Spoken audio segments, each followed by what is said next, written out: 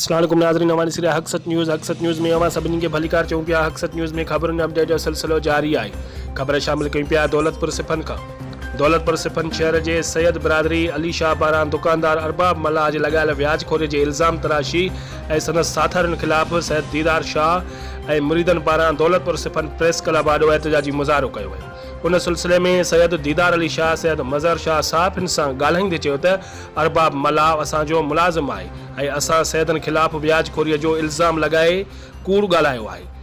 सैयद सिकंदर शाह 1 लख रुपया उधारे तौरु अरबाब मल्लाह खे ॾिनो हुयो, जेको अरबाब मल्लाह वापसि न कयो ऐं काल्ह मीडिया ते अची असां ख़िलाफ़ कूड़ो बकवास कयो आहे, जंहिं करे असां सैयद ख़ानदान ऐं मुरीदनि जी दिलि आज़ारी थी आहे। हुननि वधीक चयो त अरबाब मल्लाह सैयद सिकंदर शाह खे ब्लैकमेल करे उधारा पैसा हड़प करणु चाहे थो ऐं उल्टो कूड़ो इल्ज़ाम व्याजखोरीअ जो ॾेई असां सभिनी सैयदनि जी साख ख़राब कई आहे।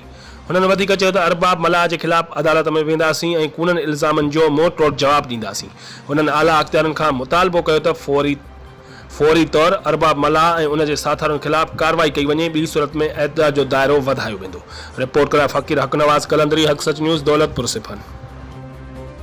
व्याज जी दफ़ा जे हिकिड़ो नाजाइज़ फ़ाइदो वठनि पिया माण्हू, तो अरबाब मल्लाह जेको बि हिकिड़ो लिखियो आहे व्याज जे बारे में हिकिड़ो अरबाब जेका इहे कंपेनिंग कई आहे उनजे असां ख़िलाफ़ु आहियूं। अरबाब असांजी ज़ात खे तमामु घणो रंजायो आहे ऐं असां सॼो शहर असांखे सुञाणे थो। अरबाब मल्लाह ते